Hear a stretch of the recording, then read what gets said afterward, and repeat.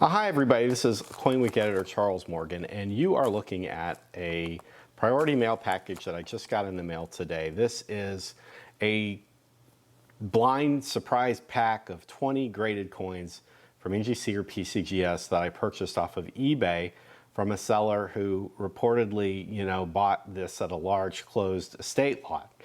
The seller advertised this for $199 and said that in this package would be silver coins, 3 dimes, 15 quarter dollars, and 2 half dollars.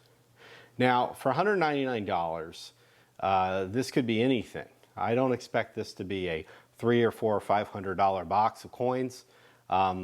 Usually when people are selling stuff in blind lots, especially on eBay, they've really picked through anything of value. You notice that they knew what the denominations were, and I'm going to assume that we're looking at some silver proof set dimes, state quarters, America the Beautiful quarters, and silver, and I don't know, it's going to be either pre-64 mint state half dollars, maybe in choice, or maybe some silver, 90% silvers from some silver proof sets. I really don't know. I don't expect this to make a lot of money, but the question is, are we going to hit that $200 price point? And then if we do, was this a good deal?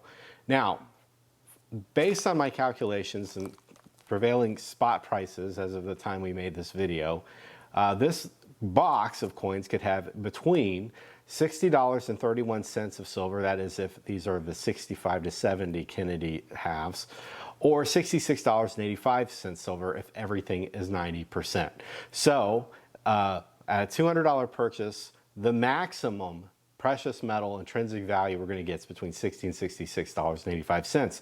We are going to have to make up the difference in the retail value of the coins. Now, the seller claimed that the coins would cost you $18 a piece to get graded. This isn't necessarily true, especially if this is going to be run-of-the-mill modern material. Published prices for state quarters in bulk on the PCGS or NGC website at the time these were being released was about $10 each if a submitter submitted 100 coins.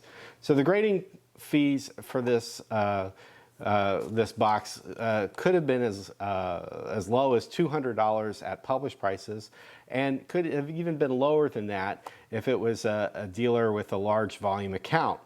Regardless, as a collector, you should only factor in grading fees when you're buying specific coins. If a 2019 Native American dollar came out and it was in an MS-67 or 8, and that's a low population coin, and the seller wants to recover their grading fee, I think at that point you sort of bake that into the cake. Okay, the coin costs $15 to get graded. The seller wants $30. If I tried to get it graded myself, it would cost me this much.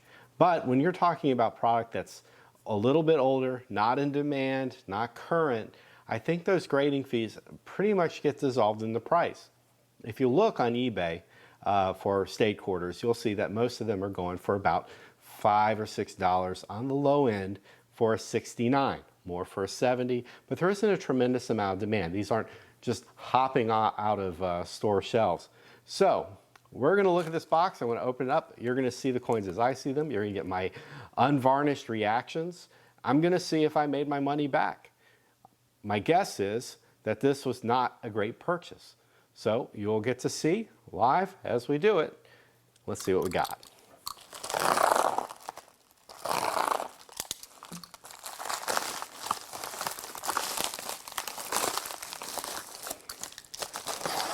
Let's save it in here. All right.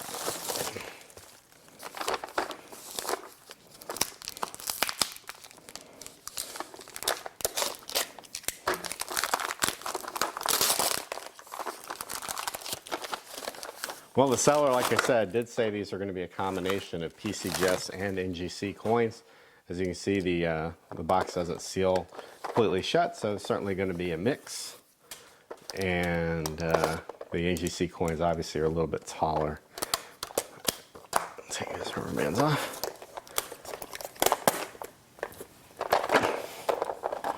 All right. So it looks like it's 1, 2, 3, 4, 5, 6, 7, 8, 9, 10. about half and half. And we will start here on the PCGS side. So the first coin we have is a 1999 S Proof 69 DCAM silver dime. As I suspected, this would be a coin from a silver proof set. No, it's not a bad coin. I mean, to be honest, it's recently graded.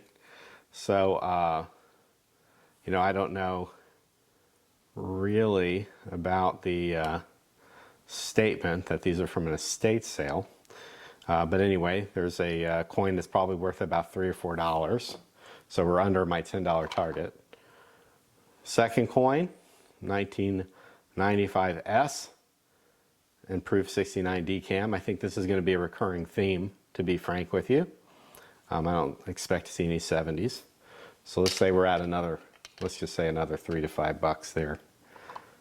Third coin, and our last dime, I hope. This is a 2001 S and a Proof 69 DCAM. So this is graded quite a bit a while ago.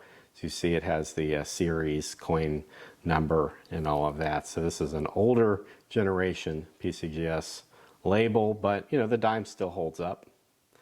You know, these aren't bad coins, but if somebody said, hey, do you want to spend $10 for some random date, common date proof Roosevelt dimes, I don't know if you step up to the plate for that. All right, so dimes, let's just say we're at about 15 bucks. Next coin. Okay, all right, well, I can live with this. This is a 2007 S Proof 69 DCAM $0.50, so this is a 90% coin. You know, so this would have been from a proof set, obviously. Kind of just a fair hint of tarnish on the cameo, but you know, this is typical, a typical coin. Another half, this is a 95S, Proof 69 DCAM again. All right, so our next coin, here we got a Wisconsin quarter.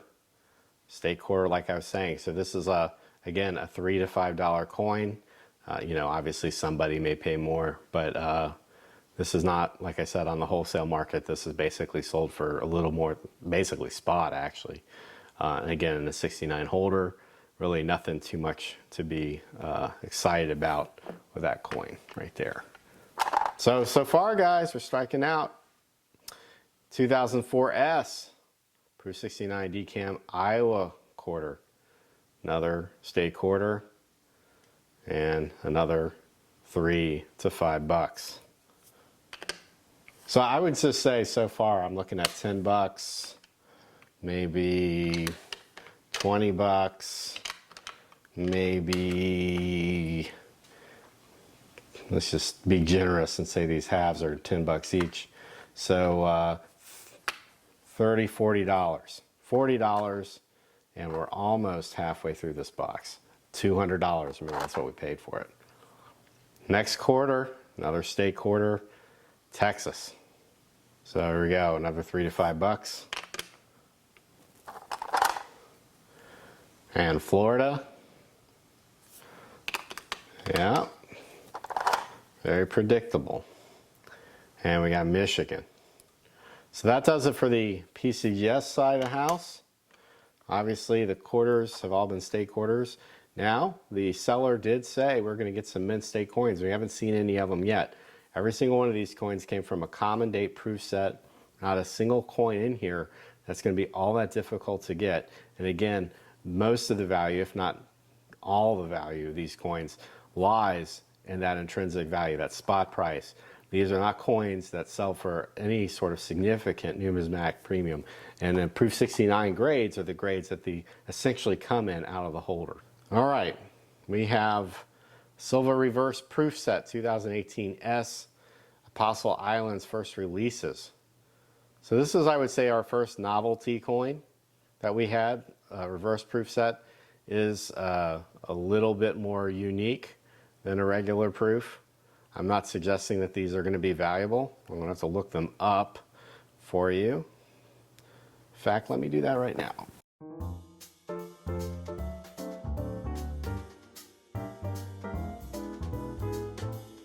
It's like my keyboard's not working. Now this is a proof 69 reverse proof. And you can see that the fields have the deep cameo and the devices are brilliant.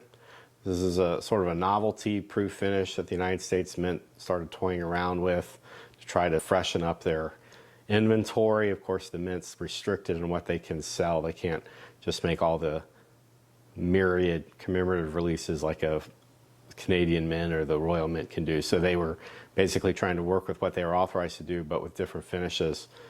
As interesting and novel as this is still a $3 to $5 coin. You know, maybe some people may pay a little bit more, but the reality is you can go on eBay. These are very common, not worth all that much more than these state quarters, maybe a tad bit since they're newer.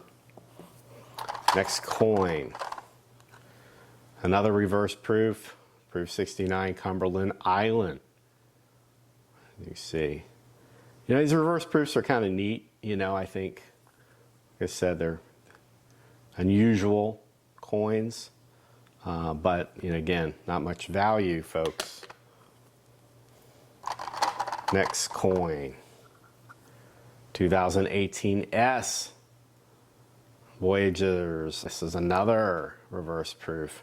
I think this is going to be a theme. I mean, these NGC holders, you know, so far have been bearing out all recent quarters.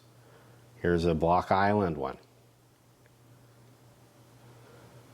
If the seller would have just taken the year set and put it up on eBay, here's 5 coins from 2018, he probably would have gotten about $30 to $40 for the set.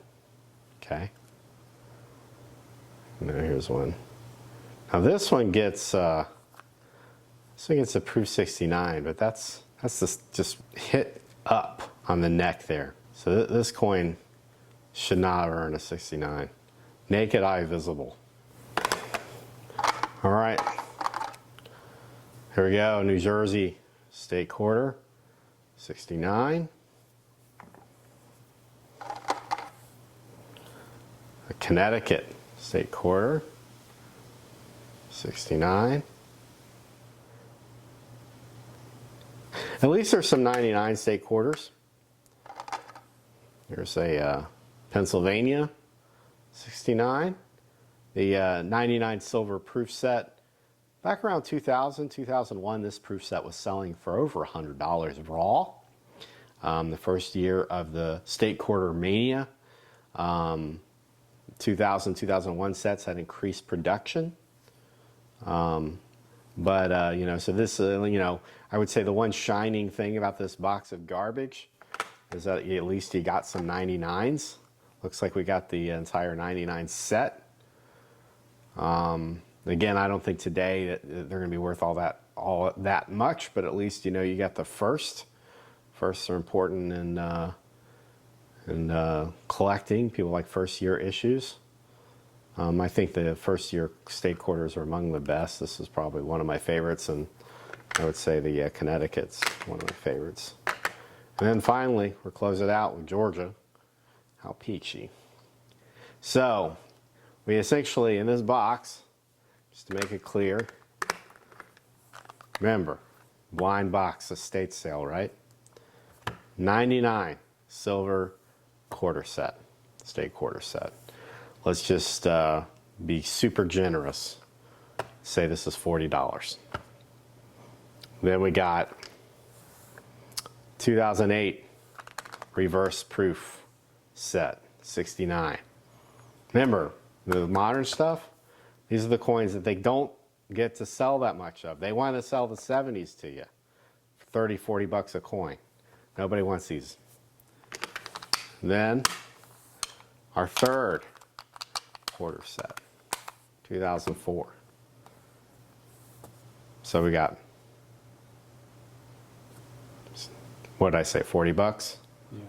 Let's just say 40 bucks. Let's say 35 bucks. So that's 75. And this common year one here, let's just say another 5, 10, 15, 20, 25 bucks. So we're at $100. $120 Again, being very generous. And then, final, the coup de grace, where you definitely aren't getting your money back. These 3 dimes, right? Probably total value here of 12 bucks. So, $200, 20 graded coins, NGC, PCGS, the best 2 grading services you could buy, all silver, not worth 200 bucks. So this purchase for us, total bust. Now, the fun begins.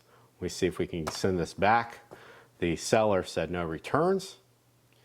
However, they didn't click the no return button on the eBay listing. So just because they say it in the description doesn't mean that it's necessarily going to hold.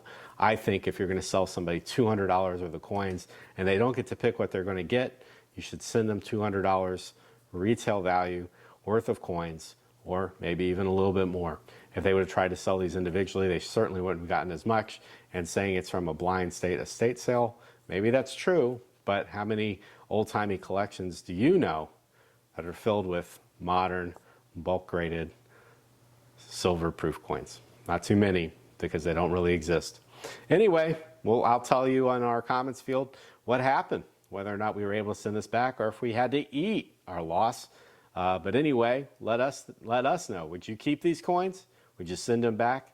Do you think I under or overestimated their retail value? Let me know if you want us to do this kind of video again. Until next time, this is Charles Morgan for CoinWeek. Happy collecting.